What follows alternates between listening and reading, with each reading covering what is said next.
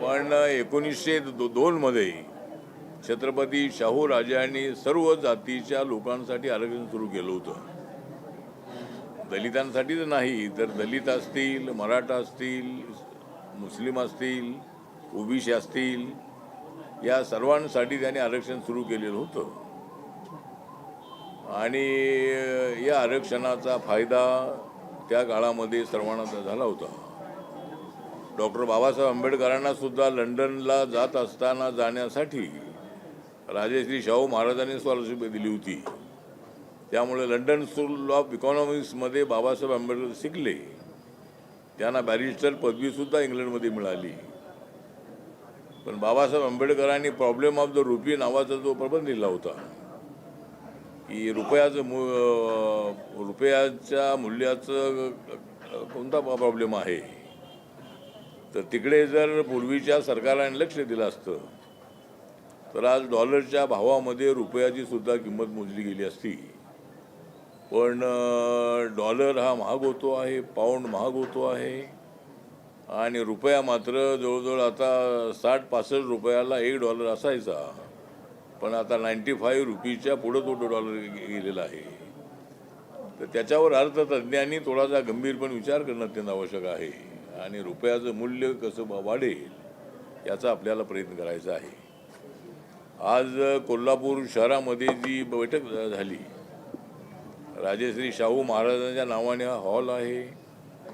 हॉलचं renovation अत्यंत चांगलं करण्यात आलेलं आहे आणि आमची रिन्युएशन झाल्यानंतरची पहिलीच बैठक इथं आहे. विदर्भ सोडून बाकीचे पश्चिम महाराष्ट्र आहे, मराठवाडा आहे, मुंबई आहे, कोकण आहे, उत्तर महाराष्ट्र आहे, या ठिकाणचे लोक सगळे आले होते आणि विदर्भाच्या कार्यकर्त्यांना थोडंसं लांब पडते म्हणून त्यांची बैठक आम्ही वेगळं घेण्याचं ठरवलेलं आहे. तर आज बैठक मधला जो मुख्य विषय होता तो मुख्य विषय हा होता की बाबासाहेब आंबेडकरांनी चौदार तळ्याचा सत्याग्रह जो केला होता त्याला 99 वर्ष संपूर्ण आता 100व्या वर्षामध्ये पदार्पण केलेलं आहे. आणि त्या काळामध्ये बाबासाहेब आंबेडकर चौदार तळ्याच्या सत्याग्रहासाठी गेल्यानंतर त्या ठिकाणी तुफान अशी दगडफेक झाली होती. पण आता आम्ही प्रत्येक वर्षाला 20 मार्चला तिथं जातो, पण आमच्यावर कुणीसुद्धा दगड मारत नाही. आम्ही त्या तळ्यामध्ये जाऊन आम्ही ती पाणी पित असतो किंवा त्या पाण्याला स्पर्श करत असतो. तर समाजामध्ये तसं बरंचसं परिवर्तन झालेलं आहे. कायद्याचं राज्य आलेलं आहे. संविधानाने दलितांना संरक्षण दिलेलं आहे, दलित आदिवासींना, आणि त्यामुळं समाजामध्ये मोठं परिवर्तन होतच आहे. तर आम्ही आता ठरवलेलं आहे की 14 ऑक्टोबर हा दिवस आमच्यासाठी अत्यंत परिवर्तनाचा दिवस आहे. बाबासाहेब आंबेडकरांनी 14 ऑक्टोबरला बौद्ध धम्माची दीक्षा घेतली होती नागपूरमध्ये. तर त्या दिवसात औचित्य साधून आम्ही 14 ऑक्टोबरला एक समाज परिवर्तन मार्च जो आहे हा मार्च आम्ही काढणार आहोत आणि हा मार्च साताऱ्यापासून काढणार आहोत. साताऱ्यामध्ये बाबासाहेबांच्या मातोश्री भीमाई यांचं स्मारक आहे. साताऱ्यामध्ये बाबासाहेब आंबेडकर राहिले होते ते घर त्या ठिकाणी आहे. बाबासाहेब आंबेडकर ज्या शाळेमध्ये शिकली ती शाळा जिथं आहे. ज्या शाळेमध्ये बाबासाहेबांना आतमध्ये प्रवेश नव्हता ते महार समाजाचे आहे, ते अच्युत आहे, म्हणून त्यांना शाळेच्या बाहेर बसून शिकावं लागलेलं होतं. तर आता परिस्थितीमध्ये बराचसा बदल झालेला आहे. त्यामुळं आम्ही आता कोणत्याही शाळेमध्ये आम्हाला कुठे अडवत नाही आहे. प्रत्येक शाळेमध्ये सवर्ण मुलांच्या बरोबर शिकण्याची संधी आम्हाला मिळालेली आहे आणि त्या पद्धतीनं जसा बदल झालेला आहे, समाजामध्ये परिवर्तन झालेलं आहे. आणि बाबासाहेब आंबेडकरांनी परिवर्तनासाठीच तो सत्याग्रह केला होता. म्हणून आम्ही साताऱ्यापासून सुरू झालेला जो मार्च आहे हा मार्च 14 ऑक्टोबरलाच कोल्हापूरमध्ये येणार आहे आणि कोल्हापूरमध्ये एक भव्य अशा पद्धतीची बौद्ध धम्म परिषद जी आहे त्या परिषदेचं आयोजन केलेलं आहे. आणि ती परिषद कुठलं मैदान? मेरी वेदर ग्राउंड वेदर ग्राउंड या ग्राउंडमध्ये ती बौद्ध धम्म परिषद होणार आहे आणि त्याला हजारोच्या संख्येने लोक उपस्थित राहतील असा आम्हाला विश्वास आहे. आणि त्यानंतर मग आमची जी ही रॅली आहे ती कोल्हापूरमधून ती पुढे सांगली आहे, त्यानंतर सोलापूर आहे, उस्मानाबाद आहे किंवा पश्चिम महाराष्ट्रातून ती आपल्या मराठवाड्यामध्ये जाणार आहे, नंतर विदर्भात जाणार आहे, नंतर ती उत्तर महाराष्ट्रामध्ये, नंतर ठाणे जिल्ह्यामध्ये, मुंबईमध्ये, कोकणामध्ये, आणि त्याचा जो समारोप आहे हा समारोप महात्मा ज्योतिबा फुलेंचं हे द्विशताब्दी आहे, ती जन्मशताब्दी आहे. तर त्यामुळं पुण्यामध्ये महात्मा फुलेंचा जो सर्व कार्यकाल होता तो पुण्यामध्ये होता, आणि त्यामुळं पुण्यामध्ये याचा समारोप आम्ही करण्याचं ठरवलेलं आहे. आणि हा समारोप 18 नोव्हेंबरला पुण्यामध्ये करण्याचं आम्ही ठरवलेलं आहे. आणि सर्व या रूटवरती ज्या ज्या ठिकाणी आमचे स्टॉपिंग असतील त्या त्या ठिकाणी काय छोट्या मोठ्या सभा होतील. आमच्या या रॅलीसोबत काय आपले आंबेडकरी समाजाचे कलावंत असतील. त्यानंतर जिल्ह्यामध्ये एक मोठी जी रॅली आहे, सभा आहे, ती एका जिल्ह्यामध्ये एक सभा मोठी करायची आहे. आणि त्या परिषदेला वेगवेगळी नावं आम्ही देणार आहोत. सामाजिक समता परिषद आहे, विषमता निर्मूलन परिषद आहे, समाज एकता परिषद आहे, किंवा अशी नावं देऊन आम्ही त्या ठिकाणी काय वक्त्यांना त्या ठिकाणी बोलणार आहोत. त्यामुळं असाही प्रयत्न आपल्याला करायचा आहे. सामाजिक समता मार्च. हां, आणि सामाजिक समता मार्च जो आहे, सामाजिक समता मार्च म्हणजे समाजामध्ये समानता आणण्यासाठी परिवर्तन आहे. सामाजिक समता मार्च जो आहे या नावाने आता तो मार्च आमचा निघणार आहे. आणि या मार्चमुळं समाजामध्ये जागृती निर्माण करण्याचा आमचा प्रयत्न आहे, समाज जोडण्याचाही प्रयत्न आहे. बाबासाहेबांची फिलॉसॉफीच अशी आहे की दलित आणि सवर्णांना एकत्र आणणं. समाजामध्ये समता प्रस्थापित झाल्याशिवाय समाज एकसंघ होणार नाही. समाज एकसंघ झाल्याशिवाय देशाची शक्ती वाढणार नाही आहे. आणि म्हणून सगळ्या समाजाला एकत्र आणलं पाहिजे. आणि बाबासाहेबांनी हे सांगितलेलं आहे की आपली जात, धर्म, भाषा, पंथ यापेक्षा देश महत्त्वाचा आहे. ज्यावेळेला देशाची वेळ येईल त्यावेळेला या सगळ्या गोष्टी विसरून आपण त्यामध्ये सामील झालं पाहिजे. आणि दलितांनी त्याने आव्हान केलं होतं की जरी काय आपल्यावर अत्याचार होते असले तरी देशासाठी आपल्याला लढलं पाहिजे. आणि म्हणून महार बटालियन नावाचे एक महार बटालियन सुरू करण्याच्या संबंधातली मागणी त्यांनी केली होती. आणि आपल्या आर्मीमध्ये महार बटालियन आहे, सागरमध्ये मध्य प्रदेशमध्ये त्याचं सेंटर आहे, आणि अनेक ठिकाणी महार बटालियनचे जे रेजिमेंट्स आहेत ते रेजिमेंट्स अनेक ठिकाणी आहे. त्यामुळं आर्मीमध्ये सगळ्या लोकांनी, तरुणांनी गेलं पाहिजे. दलित तरुणांनीसुद्धा आर्मीमध्ये मोठ्या प्रमाणात जायला पाहिजे. अशा पद्धतीचा प्रयत्न आम्ही करणार आहोत. आणि रिपब्लिकन पक्षाच्या शाखा ज्या आहेत या शाखा वाढवताना आमचा प्रयत्न असा राहणार आहे की बौद्ध वाड्यापुरतीची शाखा न मर्यादित राहता ती गावाची शाखा असली पाहिजे. गावातल्या सगळ्या जाती जमातींना घेऊन ती शाखा निर्माण झाली पाहिजे. आणि आपल्या मित्रपक्षांकडून काय आम्हाला जसा न्याय मिळाला पाहिजे तसा मिळत नाही आहे. मला एकट्याला मात्र न्याय मिळतो आहे. मला नरेंद्र मोदींनी तिसऱ्यांदा त्यांच्या मंत्रिमंडळामध्ये ठेवण्याची संधी मला दिलेली आहे. मला तिसऱ्या वेळेला राज्यसभा मिळालेली आहे.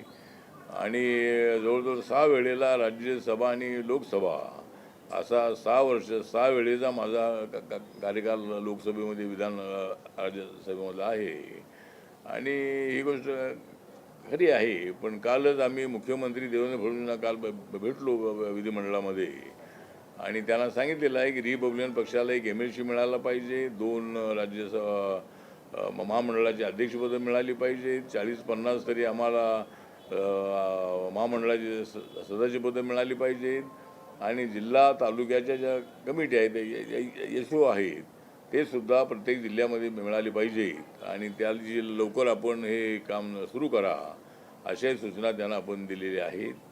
त्यानंतर त्यांच्याकडे आम्ही एक पत्र दिलेलं आहे. त्यामध्ये गायरान जमिनीवरच्या अतिक्रमणाचा एक GR काढलेला आहे त्या सरकारने पूर्वी, आणि तो आहे 14 एप्रिल 90च्या पूर्वीचं जे अतिक्रमण आहे शेतीचं ते रेग्युलराईज करण्याच्या संबंधातला तो निर्णय होता आहे.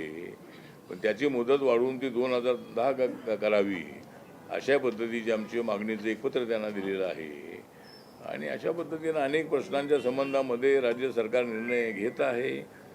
पण रिपब्लिकन पक्षाला ज्या पद्धतीनं सत्तेमध्ये वाटा मिळायला पाहिजे तसा वाटा मिळताना दिसत नाही आहे, पण तो नक्की मिळेल असं आश्वासन देवेंद्रजींनी आम्हाला कालही दिलेलं आहे. त्याच्या अगोदर आमचं एक शिष्टमंडळ भेटलं होतं, त्यावेळेला त्यांनी ते असं दिलं होतं. तर ते त्यांनी पाळलं पाहिजे अशा पद्धतीची आमची आग्रही भूमिका आहे. रिपब्लिकन पक्ष इमानदार पक्ष आहे. रिपब्लिकन पक्ष ज्या वेळेला शिवसेना भाजपसोबत आला त्यावेळेला 2012मध्ये मुंबई महानगरपालिकेच्या निवडणुकीमध्ये आम्ही त्यांच्यासोबत गेलो बाळासाहेब ठाकरेंच्या आव्हानाच्या नंतर. आणि मी सगळ्या विचारवंतांची चर्चा केली होती, सगळ्या पत्रकारांची चर्चा केली होती, कार्यकर्त्यांची चर्चा केली होती. आणि सर्वांनी मला सांगितलं की बाळासाहेबांनी जी शिवशक्ती भीमशक्ती एकत्र आली पाहिजे अशी भूमिका जी आपल्यासमोर मांडलेली आहे, तर त्यांचा प्रस्ताव स्वीकारायला हरकत नाही असं मला अनेक विचारवंतांनी सांगितल्यानंतर मी भाजप सेनेसोबत जाण्याचा निर्णय मी घेतला. ज्याप्रमाणे अटलजींच्या काळामध्ये जॉर्ज फर्नांडिस, नितीश कुमार, त्यानंतर ममता बॅनर्जी होत्या, नवीन पटनायक होते, DMK होते, शरद यादव होते, असे अनेक जे नेते होते ते नेतेसुद्धा या BJP सोबत होते. त्यामुळं कॉमन मिनिमम प्रोग्रामवरती एकत्र येण्याच्या संबंधातली भूमिका आमचीसुद्धा आहे. काही मुद्द्यावर जरी आमचे काही मतभेद असलेही तरीसुद्धा BJP सोबत आम्ही आहोत. NDAमध्ये रिपब्लिकन पक्ष आहे आणि त्याप्रमाणे रिपब्लिकन पक्षाला पॉलिटिकल न्याय मिळाला पाहिजे अशी आमची मागणी आहे. सध्या देशभरामध्ये राम मंदिरातील दानपेटीमधील पैशाच्या चोरीचा प्रश्न आहे, तो गाजतोय किंवा तो मुद्दा गाजतोय. याच प्रश्नावर आता उद्धव ठाकरेंनी एका आंदोलनाची घोषणा केलेली आहे. राम रक्षा आंदोलनाची एक घोषणा त्यांनी केलेली आहे. काय फरक पडेल असं वाटतं तुम्हाला, किंवा या सगळ्या एकूणच तपासाने या सगळ्या? मला वाटतं की उद्धव ठाकरेंनी आता आंदोलन करणं त्यांच्याकडे हेच काम राहिलेलं आहे. कारण सध्या त्यांच्याकडे काय खासदार राहायला तयार नाही आहे, आमदारी कधी फुटतील काय सांगता येत नाही आहे. त्यामुळं राम मंदिराचा घोटाळा झालेला आहे त्याचं कोणी समर्थन करू शकत नाही आहे. ही बाब अत्यंत गंभीर आहे आणि रामाशी बेईमानी करणं ही बाब अत्यंत खतरनाक आहे. त्यामुळं राम मंदिराच्या ट्रस्टमध्ये जे काय आजूबाजूचे काही लोक होते अशा लोकांनी शेकडो करोडचा घोटाळा केल्याची माहिती समोर आलेली आहे. योगी आदित्यनाथ यांनी त्याच्यावर SIT नेमलेली आहे, FIR दाखल केलेला आहे, अनेक लोकांना पकडलेलं आहे आणि त्यांची कसून चौकशी होत आहे. त्यामुळं ज्यांनी अशा पद्धतीचा घोटाळा केलेला आहे त्याला अजिबात माफ करायचं नाही ही आमच्या सरकारची भूमिका आहे. त्यामुळे उद्धव ठाकरेंनी मोर्चा काढून त्यांना काढायचं असेल त्यांना अधिकार आहे, परंतु मोर्चा काढून काय त्यामध्ये काय मिळणार आहे काय मला माहीत नाही आहे. परंतु त्याच्यामध्ये राजकारण आणण्याचा प्रयत्न होतो आहे. झालेली घटना ही कुणी अत्यंत वाईट घटना आहे, अत्यंत धोकेदायक घटना आहे अशीच भूमिका आमच्या सगळ्यांची आहे. त्यामुळं राम मंदिरामध्ये ज्यांनी घोटाळा केलेला आहे त्यांना आम्ही अजिबात सोडणार नाही अशी आमच्या NDAची भूमिका आहे, BJPची भूमिका आहे. हे रामरक्षा आंदोलन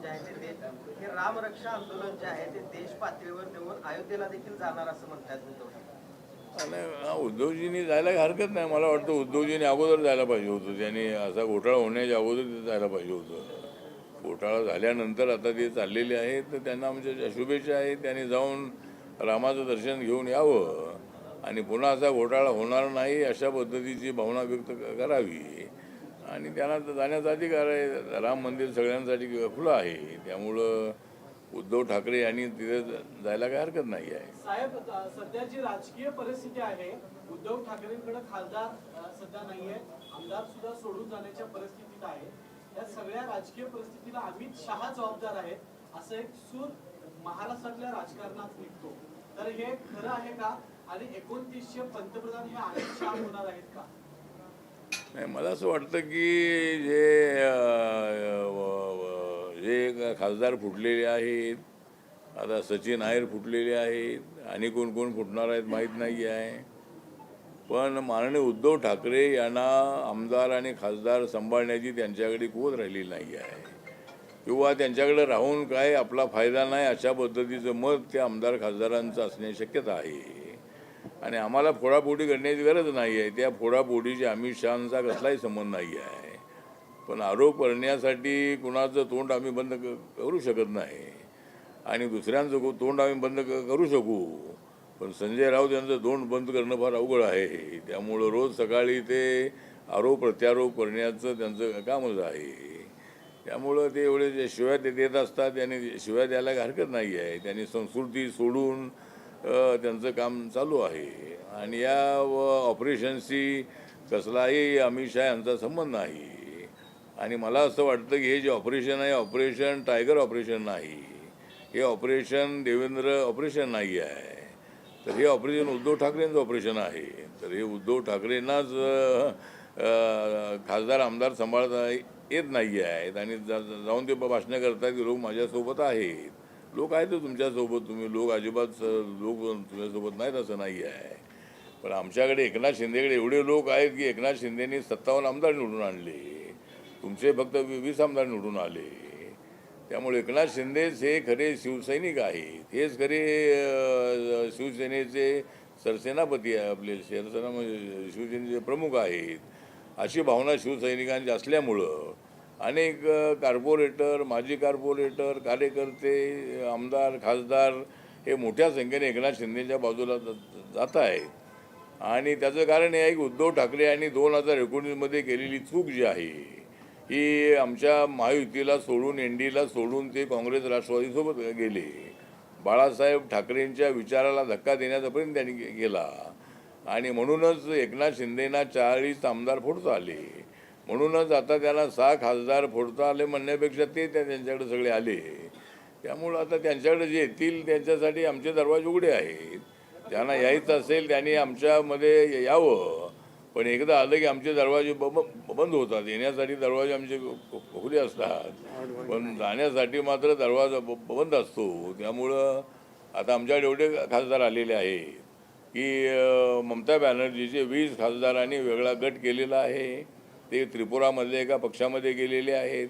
राहिलेले 8 खासदार आहेत. आता मी 24 तारखेला मी कलकत्त्याला चाललेलो आहे. माझ्या पक्षामध्ये सुद्धा अनेक लोक येऊ लागलेले आहेत आणि त्या 8 पैकी काय खासदार आमच्या कार्यकर्त्यांच्या संपर्कात असल्याची माहिती आहे. त्यासाठी मी आता कलकत्त्याला जाणार आहे आणि ते 8 मधले जर 5-6 खासदार माझ्या पक्षात आले तर त्यांना सुद्धा आणण्याचा माझा प्रयत्न राहणार आहे. त्यामुळे 1-2 खासदार ममता बॅनर्जीसोबत राहतील. पण म्हणून मग पाहूया. तर आता एक देशातली परिस्थिती अशी आहे की काँग्रेसमध्ये राहायला कोणी तयार नाही आहे. राहुल गांधींच्या नेतृत्वाखाली काय फार यश मिळेल असं लोकांना वाटत नाही आहे. त्यामुळे नरेंद्र मोदींचा विकासाचा अजेंडा जो आहे तो अत्यंत गतीनं पुढं चाललेला आहे याची त्यांना कल्पना आहे आणि म्हणून मोठ्या प्रमाणामध्ये सगळे खासदार इकडे येत आहेत. आमदार सगळे येणे शक्यता आहे. इथं काय 50 कोटी दिले वगैरे असा आरोप जो काय संजय राऊत यांचा आहे त्यामध्ये अजिबात तथ्य नाही. आणि एवढे पैसे कोण देणार आहे, त्यामुळे पैशाचा विषय अजिबात नाही आहे. तर हे विचारांनीच हे बाळासाहेब ठाकरेंच्या विचारामुळं ते महायुतीसोबत येत आहे. त्यामुळं मला असं वाटतं की उद्धव ठाकरे आणि संजय राऊत यांच्या आरोपामध्ये बिलकुल तथ्य नाही आणि यामध्ये शहा साहेबांचा कुठलाही संबंध नाही. 2019मध्ये त्यांना पंतप्रधान बनायचं आहे म्हणून फोडाफोडी चाललेले असा काही आरोप प्रत्यारोप होतो आहे. पण 2019मध्ये सुद्धा 29मध्ये सुद्धा नरेंद्र मोदीच पंतप्रधान होतील असा आम्हाला विश्वास आहे. अनेक वेळा तुम्ही उद्धव ठाकरेंना वेळोवेळी सल्ला दिलेला आहे. अनेक वर्ष तुम्ही खरं तर एकाच लाईनमध्ये राहता, एकाच परिसरात राहता, तुमचे चांगले मित्र आहेत. या निमित्तानं आता बऱ्यापैकी खासदार सोडून जात असताना उद्धव ठाकरेंना मैत्री खातर कुठला सल्ला द्या? पण माझा सल्ला तर हेच आहे की जर आता एवढे सगळे खासदार आमदार जर इकडे आमच्याकडे येत आहे तर उद्धव ठाकरे यांनी तिकडे राहून काही उपयोग नाही. उद्धव ठाकरे यांनी सुद्धा आमच्याकडे आलं पाहिजे. दरवाजे आमच्यासाठी खुले आहेत. ते जरी आले तरी बाळासाहेबांचे ते वारसदार आहेत आणि आमची ताकद अजून चांगली वाढू शकेल. त्यामुळं जर वेळ आली तर उद्धव ठाकरेंनी विचार करावा आणि उद्धव ठाकरेंनी सुद्धा आमच्यासोबत यावं अशी आमची भूमिका आहे. अजूनही आमदार खासदार ज्या पद्धतीनं फुटतायत त्याच्यावर काल राज ठाकरेंनी एक वक्तव्य केले की राजकीय नेत्यांची किंवा ह्या फुटणाऱ्या लोकांची अवस्था वेश्येसारखी झालेली आहे असं त्यांचं म्हणणं आहे. आता राज ठाकरे हे आरोप करण्यामध्ये एक्सपर्ट आहेत. आता राज ठाकरेंना आमदार निवडून आणता येत नाही आहेत. पण आता दुसरे आमदार जे फुटतायत असं ते त्यांचं जे म्हणणं आहे ते फुटत नाही आहे, ते स्वतः येत आहे. ते त्यांना असं वाटतंय की आता आपल्या मतदारसंघाचा विकास करायचा असेल तर सत्ताधारी पक्षासोबतच जायला पाहिजे आणि विरोधी पक्षाने सत्ता कधी येईल याची शाश्वती नाही. त्यामुळं त्यांना आपलं भविष्य ते दिसतंय, त्यामुळं ते स्वतः येत आहे. तिथं काही फोडण्याची आवश्यकता अजिबात नाही आहे. एवढी आमच्याकडे मेजॉरिटी आहे, केंद्रामध्ये आमच्याकडे मेजॉरिटी, आम्हाला काही खासदारांची आवश्यकता नाही आहे. महाराष्ट्रामध्ये एवढे आमच्याबरोबर आमदार आहेत की काही आमदार येण्याची आवश्यकता नाही आहे. आता ते येत आहेतच तर आता त्याला आम्ही काय करणार. त्यामुळे ते येणारे आहेत त्यांना घेणारचं कामच आमचं आहे. पण राजकीय व्यक्तींसाठी राजकीय व्यक्तींना वेश्येची उपमा देणं म्हणजे कसं? राजकीय व्यक्तींना वेश्येची उपमा देणं हे कसं बघतो? वेदना वेश्या वेश्या काय म्हणाले? वेश्या वेश्या वेश्या राजकीय जे फुटणाऱ्या लोकांना वेशाची उपमा दिली. त्यामध्ये नाही, राज ठाकरे हे कधी काय बोलतील हे काय तर सांगता येत नाही आहे आणि ते असं बोलतायत म्हणून त्यांचे कोण आमदार निवडून येत नाही आहेत. त्यामुळं त्यांनी त्यांच्या सभांना मोठी गर्दी होती. बाळासाहेब ठाकरेंच्या सभांना पूर्वी गर्दी व्हायची, पण आमदार कधी निवडून येत नव्हते. छगन भुजबळ एकटेच त्या माध्यमातून निवडून यायचे, पण नंतरच्या काळामध्ये त्यांचे आमदार निवडून आले. तर फक्त सभेला गर्दी करण्याचं प्लॅनिंग त्यांच्याकडे आहे म्हणून काय ते. आणि राज ठाकरे हे भूमिका बदलणारे नेते आहे. त्यांचा सुरुवातीला त्यांच्या झेंड्याचा रंग निळा, भगवा आणि हिरवा होता. नंतर ते कधी मुसलमानांना विरोध करतात, कधी ते मस्जिदीला विरोध करतात, कधी ते मराठी भाषा बोलली पाहिजे म्हणून थोबाड मारण्याच्या संबंधाला आधी देतात. त्यामुळे त्यांच्या भूमिकांमध्ये सातत्यानं असा बदल आहे आणि मराठीसाठी आमचा अभिमान आहे. मराठी आमची भाषा आहेच आहे, पण मुंबई ही भारताची आर्थिक राजधानी आहे.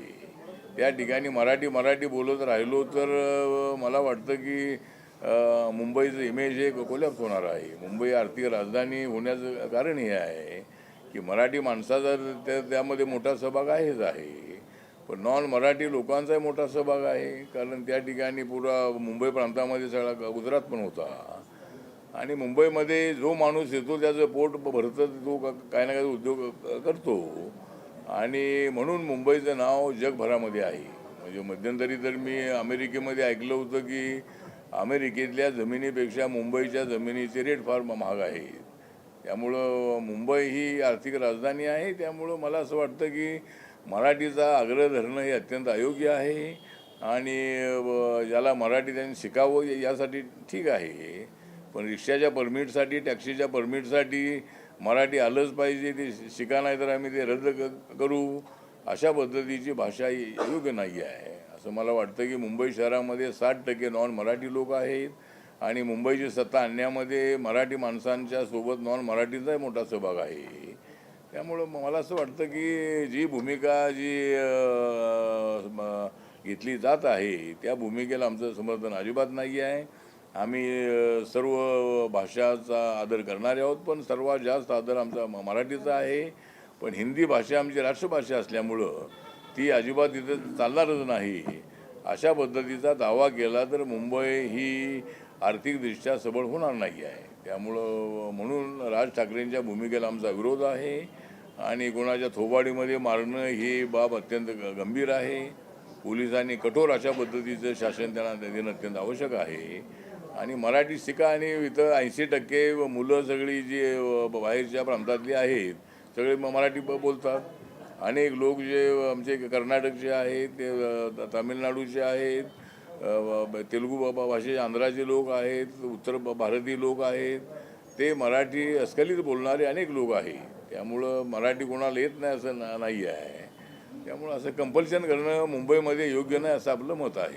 महाराष्ट्रासह देशामध्ये वेगवेगळे बड्या उद्योजक कंपन्या महाराष्ट्रासह देशाच्या वेगवेगळ्या भागांमध्ये जमिनी घेत आहेत, वेगवेगळे प्रकल्प आणले जात आहेत. मात्र या प्रकल्पांना पर्यावरण किंवा अन्य काही स्थानिक पातळीवरती होणारे गंभीर परिणाम बघतात. या प्रकल्पांना सुद्धा विरोध होतोय, तर त्या संदर्भात आपल्या पक्षाची भूमिका काय? मला असं वाटतं की असे उद्योग आल्याशिवाय ग्रामीण भागातल्या लोकांना नोकऱ्या मिळणार नाही.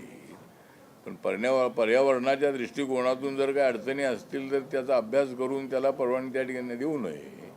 लोकांना त्रास होईल अशा पद्धतीचं जो एखाद्या फॅक्टरीचं जे केमिकल फॅक्टरी आहे त्याचा दुष्परिणाम जो आहे, त्याचं पोल्युशन आहे, त्यामुळं लोकांना त्रास होणार असेल तर त्याला परवानगी देऊ नये. पण खेड्यापाड्यामध्ये अशा फॅक्टरी आल्याशिवाय लोकांना नोकऱ्या मिळणार नाही आहे. आणि बाहेरचा पैसासुद्धा आता माझ्या संपर्कात काही लोक आहेत आणि त्यांनी मला तर सांगितलं आहे की आम्ही 40-50 हजार कोटी रुपये आम्ही टाकायला तयार आहोत. आम्हाला सरकारने जमीन दिली पाहिजे आणि त्यामध्ये 10 ते 12 हजार लोकांना आय टीचा त्यांचा तो प्रोजेक्ट आहे. त्यामध्ये 10-12 हजार लोकांना नोकऱ्या मिळणार आहेत. तर असे बाहेरचे काही जे उद्योग आहेत कोलॅबोरेशनमधले ते उद्योग आले पाहिजेत. पण आपला प्रश्न जो आहे की असा पोल्युशन वाढवणारे काय उद्योग हे जर काही ठिकाणी असतील आणि ते लोकांचा विरोध असेल तर कुठे तो उद्योग ठेवायचा करायचा याचा विचार सरकारने करायला हरकत नाही आहे. पण प्रत्येक डेव्हलपमेंटच्या मुद्द्याला लोकांचा विरोध होतच असतो.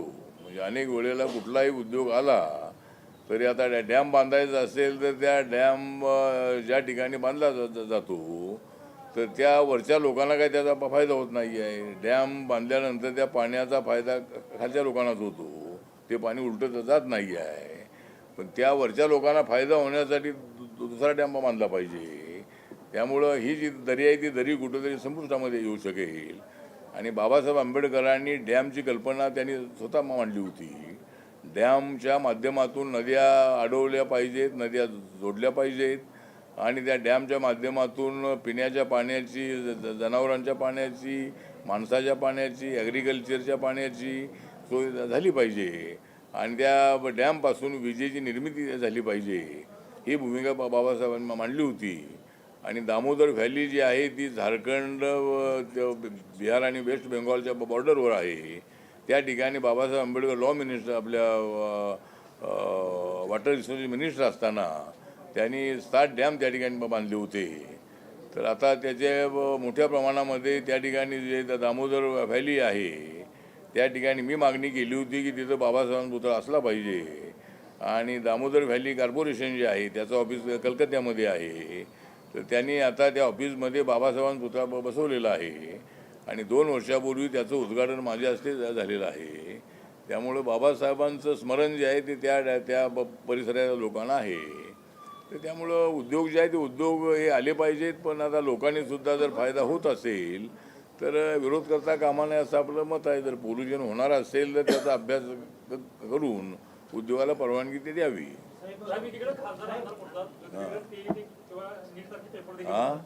खासदार आमदार राजकारणात फुटत आहेत. तिकडे टीईटी किंवा नीटचे पेपर देखील फुटत आहेत. याकडे कसं बघताय? आता नीट आणि TET मध्ये सुद्धा जे काय झालेलं आहे ते योग्य नाही. त्याचं कोणी समर्थन करू शकत नाही. आणि महाराष्ट्रामध्ये नीटच्या एक्झामच्या पेपर फुटीमध्ये महाराष्ट्रातल्या जास्त लोकांचा संबंध आहे. आणि देवेंद्र फडणवीस यांनी त्यांच्यावर स्ट्रिक्ट ॲक्शन घेतलेली आहे. जे लोक भेटलेले आहेत त्यांच्यावर त्यांना पकडलेलं आहे, त्यांच्यावर ॲक्शन घेतलेली आहे. आता TET एक्झाममध्ये भिवंडी आणि काही परिसरामध्ये काहीतरी पेपर फुटी झालेली आहे. त्यामुळे एक्झाम ती पुढं ढकलण्यात आलेली आहे. त्यामुळं मला वाटतं की हे बरोबर नाही आहे. म्हणजे ब्लॅकमेल करण्यासाठी, काय पैसा मिळवण्यासाठी अशा पद्धतीची मेंटॅलिटी आपल्या राज्यामध्ये किंवा इतर ठिकाणी असणं योग्य नाही आहे. तर त्याच्यासाठी मला वाटतं की त्या अशा लोकांना आता मोका लावण्याच्या संबंधातली घोषणा दादा भुसे यांनी केलेली आहे की असे जे काही लोक सापडतील त्या लोकांना मोका लावू असं त्यांनी जाहीर केलेलं आहे. त्यांना कठोर शिक्षा झाली पाहिजे. पण अशा पेपर फुटीची प्रकरण होऊ नयेत असं आपलं व्यक्तिगत मत आहे. हां काय उपवर्गीकरण जात वर्ग नाही, उपवर्गीकरणाबद्दल आता एक तर सुप्रीम कोर्टाने महाराष्ट्रामध्ये शेड्यूलकाचे 59 जाती आहे आणि देश पातळीवर 1200 जाती आहे. सुप्रीम कोर्टाने सुरुवातीला म्हटलं होतं की असं वर्गीकरण करणं योग्य नाही आहे. पण आता सुप्रीम कोर्टानेच एक असा निकाल दिला की वर्गीकरण व्हायला हरकत नाही आहे.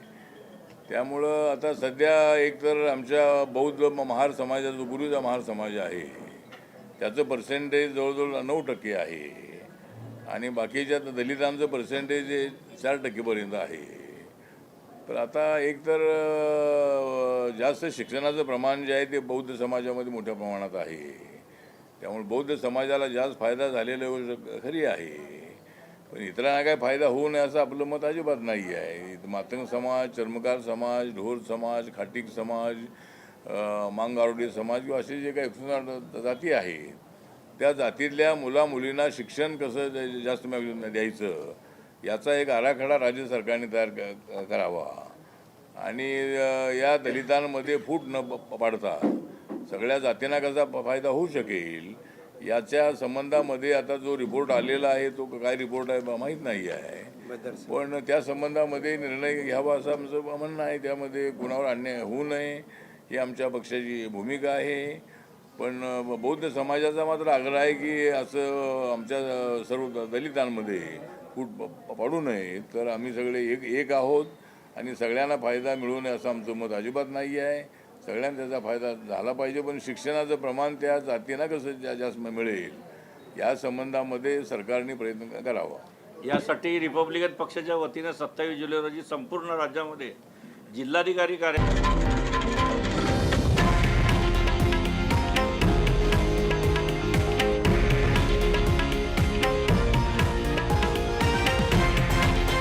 हे आहे देशातील नंबर 1 न्यूज नेटवर्क आणि आपण पाहत आहात TV9 मराठी, एकमेव.